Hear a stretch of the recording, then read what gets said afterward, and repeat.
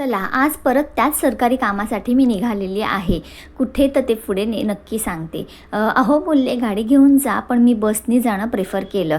का तर पनवेलमध्ये आल्यापासून मी गाडी चालवणं फार कमी केलं आहे. सुरुवातीला जॉबला जात होती तेव्हा सकाळी गाडी स्टेशनपर्यंत नेत होती. आता काय मी तेवढी हिंमत करत नाही, कारण का हे पनवेलचं ट्रॅफिक बघता मी गाडीला हात लावायला घाबरते. अशी बसमधून प्रवास करत मी तहसील ऑफिसला पोचलेली आहे. अशा माझ्या खूप साऱ्या फेऱ्या या ऑफिसला होत असतात, पण आज हे माझं काम पूर्ण होणार होतं.